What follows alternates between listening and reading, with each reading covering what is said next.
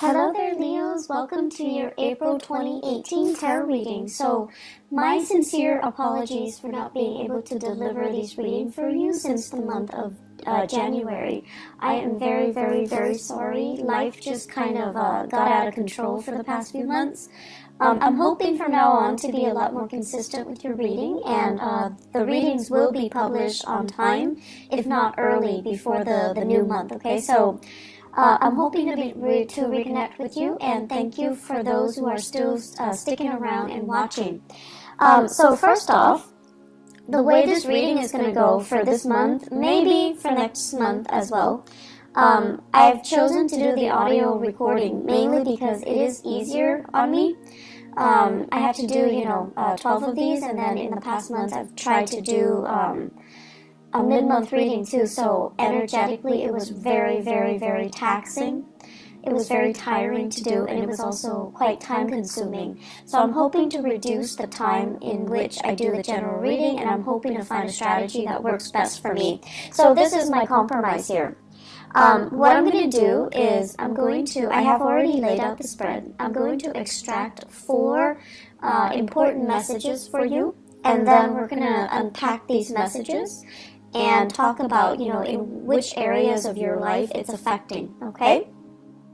So, the first message that I am seeing here is, they're saying realistic expectation.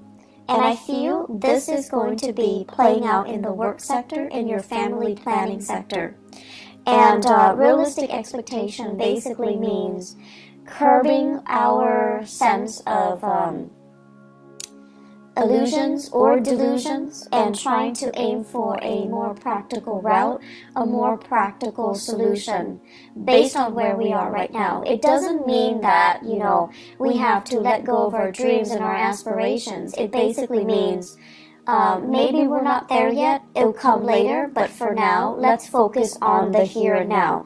Looking at what's in front of you and narrowing your scope a little bit so that you're able to solve what's in front of you, and then later on, it's sort of like we'll cross that bridge when we get there, okay?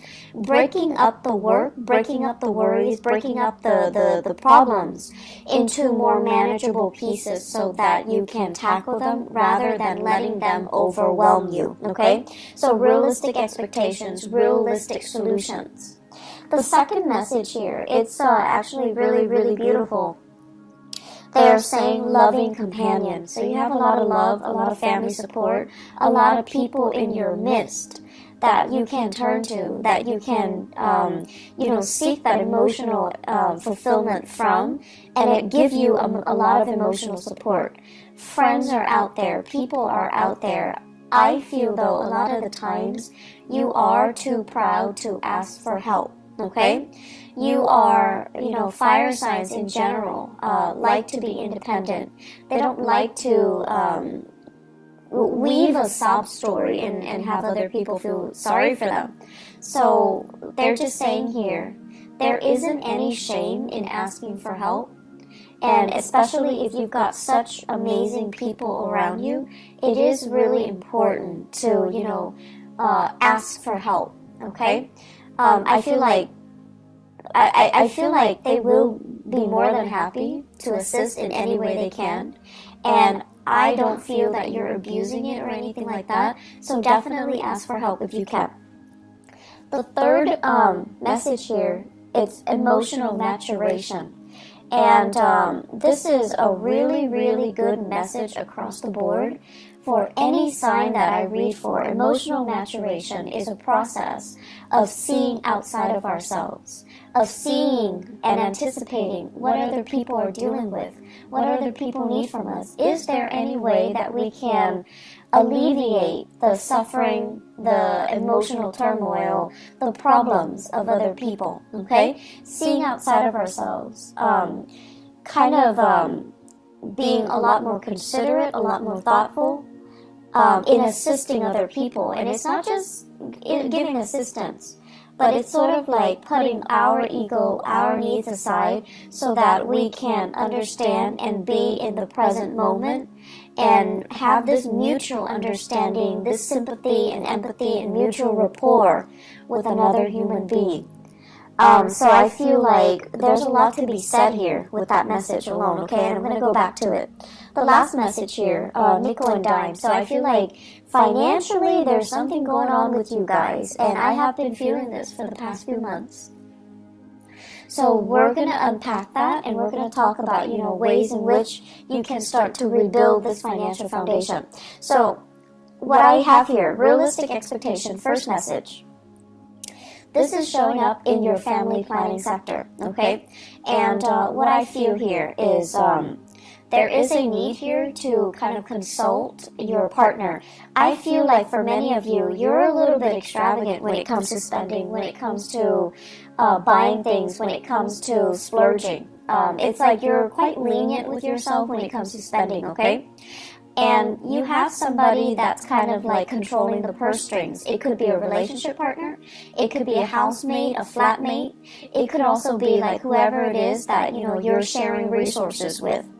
And so there's a sense here of needing to consult the other person before you make big purchases, before you do major decisions. And I'm also feeling at this point there is a need to want to add additional member into the household, such as getting pregnant, family planning, adopting a dog, adopting a baby, taking in elderly parents is what I'm sensing. And these elderly parents can be overseas as well. So I feel like there's this discussion, this conversation about getting more people into the household, or the household is getting a little bit too crowded, so why don't we leave the household and seek our own space, seek a bigger housing environment, or purchase a property outright. So I feel like there's some fluctuation here within the home, but either way, it points towards expansion, it points towards something bigger, something better, okay? And so financially, whenever we want to move to a house, or whenever we want to bring another person into our household, we want the best conditions. And I feel like with you guys, family means so much to you. There's such a huge influence in your life, and you want to do it big. You want to do it justice. You want to do them justice. And so you tend to be quite generous with the way in which you want to, give them that financial resources, or you want to do it big. And I feel like the other person that you're sharing resources with, they're trying to tell you to curb your spending. They're trying to tell you to be conservative, and they're trying to tell you more than anything to be realistic. And I feel like the past few months, since the November timeframe, many of you had to cut corners, you had to skimp, and you didn't like that. You didn't want to have to do those things. And so it's gotten to the point where you're actually sitting down, and you're going to have to, be very realistic here. First of all, with the spending. Second of all, how much am I making right now? How much am I spending? So, the financial inflow versus the financial outflow, trying to balance that out, and trying to not succumb to emotional spending, okay? In the career sector as well, what I do feel is many of you are working in a capacity where you're doing a lot of consultation. So I feel some of you are like, I see some people coming to you, and they're like, what do you mean by this sentence? What do you mean by this paragraph? What do you mean by this idea? Can you elaborate? They're giving you something, you revise it, and you submit it to them. So this can be a manuscript, this can be a transcript, this can be like an essay, a piece of artwork. You're working on a consultancy basis, and you're working on a project basis. And so the financial inflow might not be, consistent. It doesn't feel to me like a regular 9-to-5 work. It seems to me like contract work. It seems to me like you're getting paid on a contract basis. But either way, I feel like you enjoy the work that you do. You're getting positive recognition. And I feel many of you are at a point where your career is just starting to take off.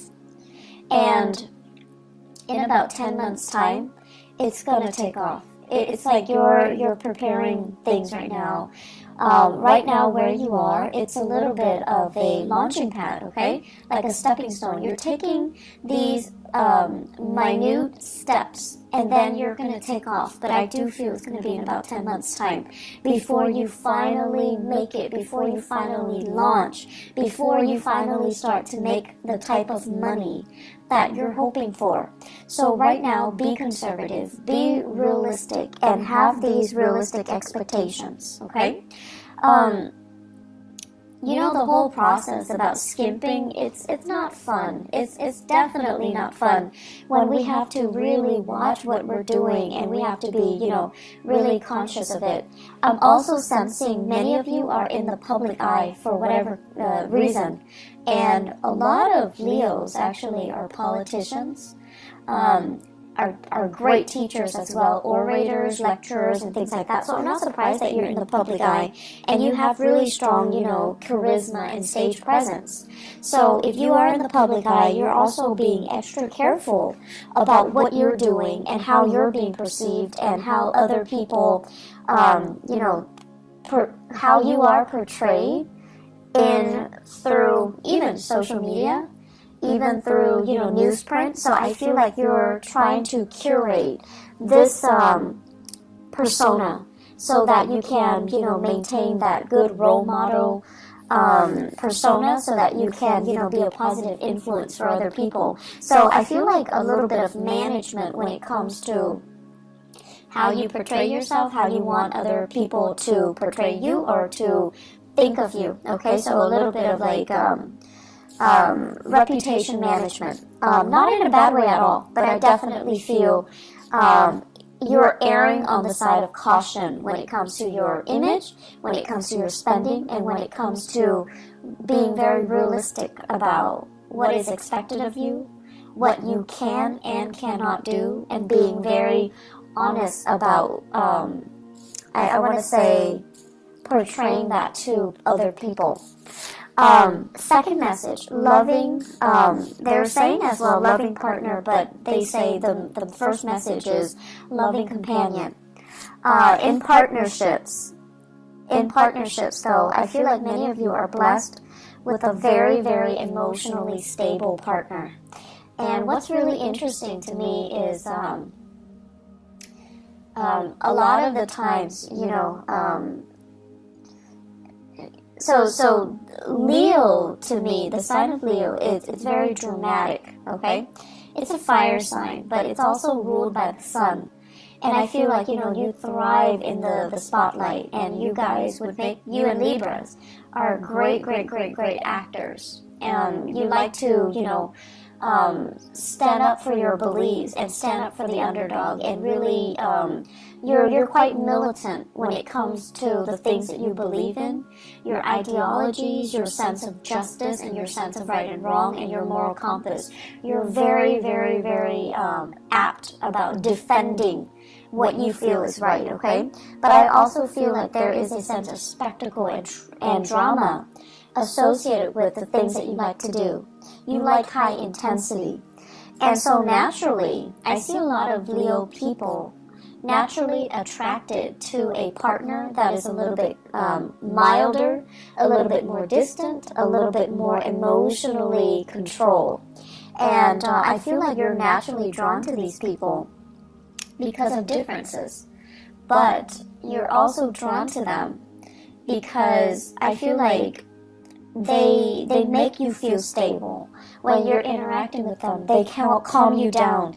They help to really, really mellow you out. And they, because they're so calm and so cool and collected, they're naturally drawn to your energy. They're naturally drawn to that sense of drama and passion. And there's just immense chemistry. So you have a partner here that is very, very like, it's like a calm lake, okay? Someone who's really, really, really, really calm, and they're great under pressure, and they never act out of character. They never break that facade, which I think is really admirable. So you have a partner here that is kind of someone who's like, I don't want to say indulging you, because that sounds so patronizing, but I don't feel like it has any negative connotation. So for example, I see you guys excitedly, coming home, and you have this latest project, this latest idea that you want to implement, and you're like, talking a mile a minute, excitedly gesturing and telling your partner about everything that you experience and what you're planning to do.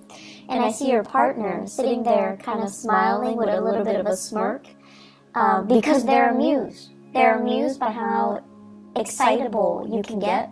They're amused by how passionate you can be. And they're amused by how, totally immersed you are when you are passionate about something. I feel like that's why they're really, really drawn towards you guys. And you know how when you watch children, when they're really, really immersed in something, they're like so happy. They're just so pure, and just all you see is this ball of joy. And that's what it feels like to your partner when they're observing you do something. They're just amazed by how, I want to say, single-minded you can be when you are really, really passionate about something. And so you've got a partner that is really emotionally supportive. You've got a partner that is, it's like they're willing to go above and beyond just to capture that moment, just to, sustain or recreate or to maintain that moment so that you can be so happy, okay? Like they love seeing that in you, and they're willing to jump through hoops to make it happen, just to realize your dreams, just to make you constantly that happy. For many of you, I feel here you have a water sign, a Pisces, Cancer, Scorpio. This is a person that is really, really, really grounded. They love you, they support you, and they don't feel threatened at all by your achievement. So, needless to say, I just feel like a good partner should never feel threatened. A good partner should always emotionally support us from behind the scenes if they need to, okay? But some couples, it's really difficult for them to share the spotlight.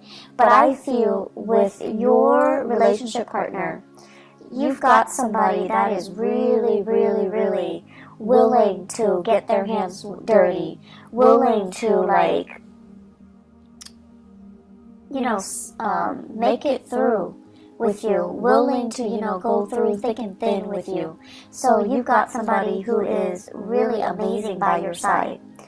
For others of you, I feel here an earth sign, okay? So a Taurus, a Virgo, or a Capricorn. And I'm sensing like, so if it's an earth sign, the tendency is like this. You give them all these ideas, and rather than just being quiet, they're going to say like, okay, you can do this, but you're going to need to change these things. So it feels a little bit like they're poking holes in your theory, and you're going to feel like, but this is just the preliminary stages. I'm just thinking about this right now, and this is not the final product. And so you're getting a little bit defensive. But this person, the way that earth signs operate, they show they care by listening to you and giving feedback. That's just the way they are programmed, and that's just the way they operate. And they're not like the water sign where they can sit there and, support you from behind the scenes or, do anything that you help them. But the earth signs, if you need their help, 100% they will be there, even if they don't agree with you, even if they feel like this is like a pipe dream, it's never going to come together. If you need their help, and if they can be of assistance in any way, they're going to be there. They're going to be the one passing out the flyers. They're going to be, up at 3 a.m. with you, drawing, making posters, painting murals, and things like that. So people show their love in different ways. People show their support in different ways. And so just because one person is like listening and they're not doing the actions like the water sign, doesn't mean they don't love you. And just because, you know, the other person is like poking holes in your theory, like the earth sign, they're a little bit more critical, and they need to make sure that you know what you're getting yourself into. Just because they care. That's just the way they care. It doesn't really diminish the love and the support, okay? And honestly, if these two people or two signs didn't care, they wouldn't be around, okay? So I feel like you might be doubting it, or you might be going through a situation where you're frustrated. And you know, we get frustrated with our partners all the time. But during Mercury in retrograde, the energy is really volatile. So it is important for us to really put ourselves in other people's shoes, and especially learn to put ourselves in our loved ones' shoes and see how they feel about us, and see how they're trying to show they care through the ways that they can support you, or the things that they can help you with, okay? So I feel like you've got someone who's really loving by your side. Companionship as well, friendship, family, relationships. You guys have a lot of support. I do see this unconditional love coming from siblings. So for those of you who are fortunate enough to have siblings, there's this outpouring of love. They're babysitting you, they're watching the kids, they're cooking for the kids, they're taking the nieces and the nephews out while you're studying, while you're taking exams, while you're working overtime. So props to those siblings, okay? I feel like the relationship, the sibling relationship, there is so much love here, and I feel like it's going to make you, it's just going to give you that sense of appreciation that somebody is willing to, you know, go above and beyond to assist you. So you've got a lot of support coming in this month, Leo. There is no reason for you to feel isolated and to feel like, oh, they don't really love me, I'm going to wait for them to reach out. Don't get into that habit of only seeing things from your point of view and not accepting the way that other people show they love you, okay? Third message here, emotional maturation. So the emotional maturation message goes hand in hand with everything that I talked about before, the two messages that comes before. You're at a point where recently, as of, I'm seeing the time of Scorpio last year, so November 2017, things were a little bit rough for you. So I feel like there was a major disappointment here. There were major obstacles and major setbacks. I feel it playing out in your career sector. And I'm feeling it playing out, first of all, let me see, education sector, higher education, okay? I'm also seeing it play out with in-laws. So higher education, in-laws, and that rules the 9th house. So whatever the setback is, you overcame it, and it left you feeling very jaded and very emotionally distraught. If it happened with in-laws, you feel like, I don't know how they feel about me. I don't know if they like me. I don't know if I like them. So I feel that. If it happened in the higher education sector, I feel like you feel disillusioned. You feel like, is this the right field? Am I going to be able to get a good job? I've invested so much time. Am I going to be able to, you know, am I still in love with the work? Am I still in love with the profession? Am I still in love with the subject matter to be doing it for the rest of my life? So you have some major dilemmas or even major like turning points in your life when it came to your career and also education, okay? And when it comes to the career sector, it's almost like you had to, I'm seeing here, the work itself shouldn't be physically taxing, but it was very physically taxing. I see you traveling distances, like huge distances. I'm seeing you operating or working on uneven terrain in areas that are like, you know, it's like you have to be the one to create that trail. it's like you're in a virgin land, and there isn't a trail that's already created for you, so you have to blaze that trail. I'm also seeing you carrying a lot of heavy equipment, living in quite, difficult circumstances, camping out, not having access to, clean and comfortable sleeping arrangements.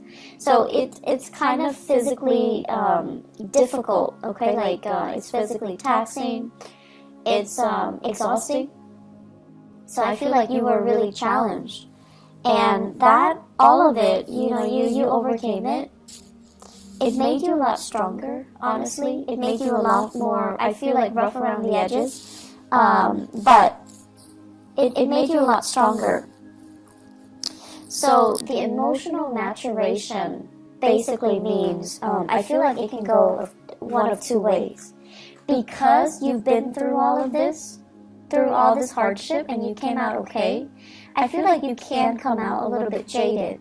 And so when people are whining, about, my TV's not working, or like, my water got shut off for 2 hours this morning, you're just like, I can't really sympathize.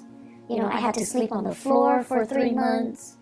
I had to sleep in a tent with mud underneath me and the rain just pouring on me. Things like that. You've endured your share of hardship, and now people are telling you about very mundane problems, and you're brushing it off because you can no longer relate. And I feel like that is a little bit of a negative way of incorporating this emotional maturation process, okay? So it's important for us to be appreciative of what we have. And so definitely it's annoying when these people are coming to you and they're whining about things that don't really matter. But it is also really, really important for us not to look down at people and to meet people where they're at. So obviously, whoever that's coming to you, they're kind of spoiled, they're kind of, they haven't really endured hardship, okay, quote unquote hardship. But it doesn't mean that you can just brush them aside, and it doesn't mean that they don't have their own issues, okay? But I feel like you're distancing yourself from those types of people. You're distancing yourself from the really privileged types of people who are whining about really mundane things.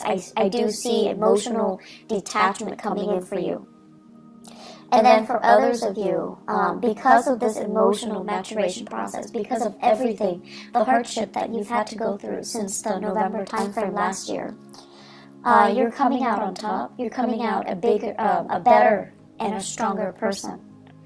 You're becoming a little bit more, a lot more considerate. And I almost feel like you want to share your expertise, you want to share your skills, you want to share your best practices with other people. And I feel like you're doing this kind of like of your own volition.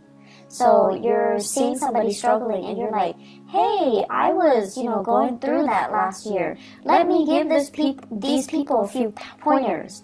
And then I see you put in a position where you're teaching them, you're guiding them, or you're giving them, pointers as to what they need to do. Okay, so it's actually a really beautiful process because you're sharing your knowledge and you're sharing it in a way where you intuitively know it's going to help them. They're going to be where you were last year. They're going to be in that same spot.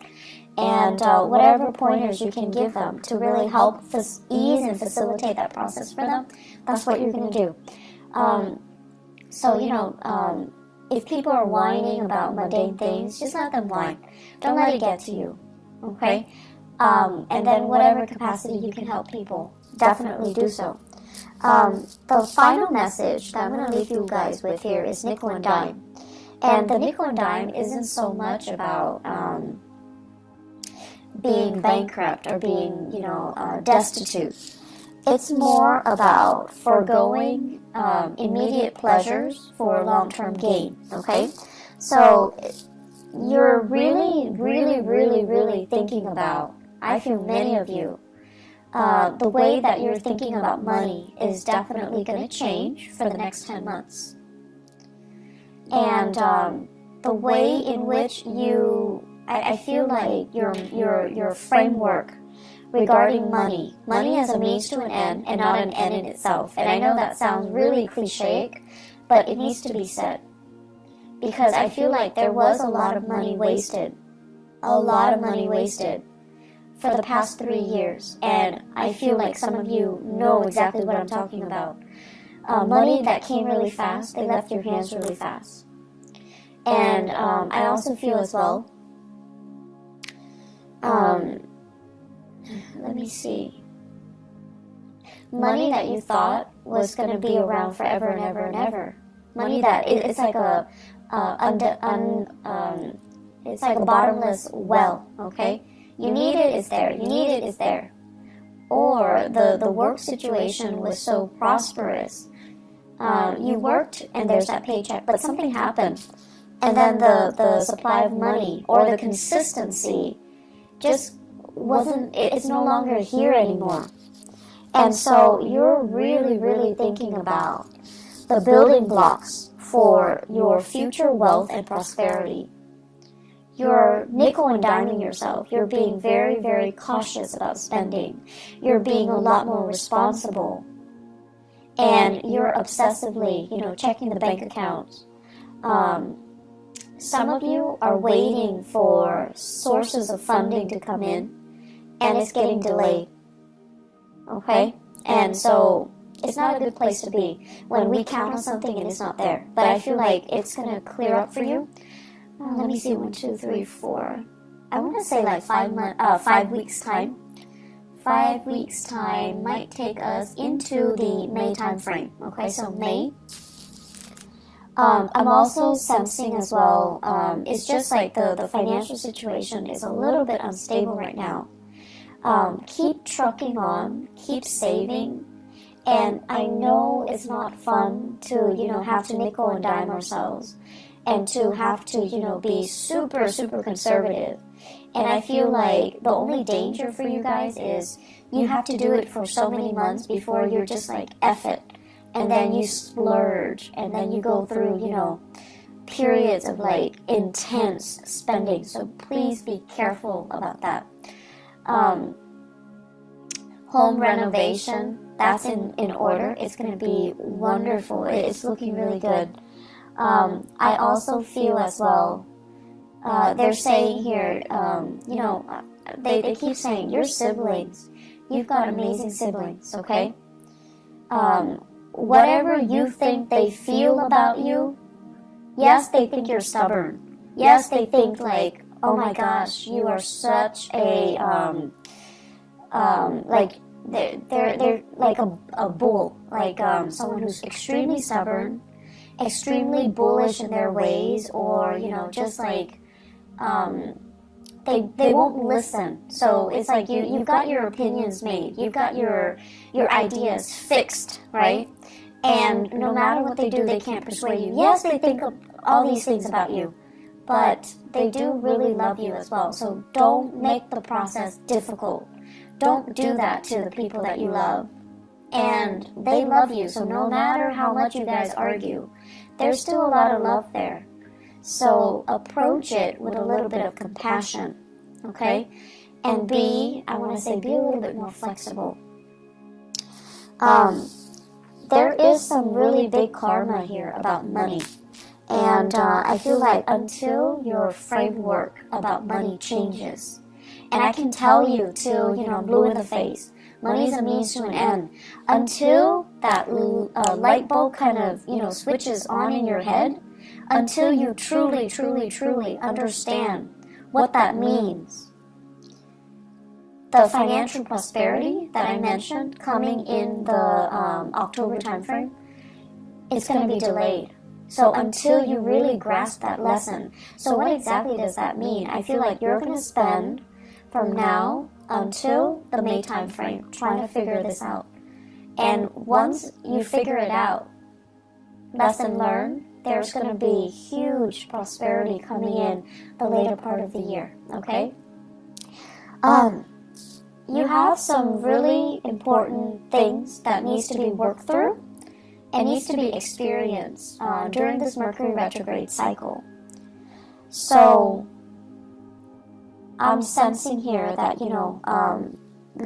learning to get your financial affairs in order, having a game plan for yourself, start saving and start rethinking about, how you see money and how you think about financial foundation and financial prosperity. That's going to be really important, okay? So Leos, I wish you all the best, and I'll be back for next month's reading, okay? Take care of yourself and enjoy the rest of this month. Bye-bye.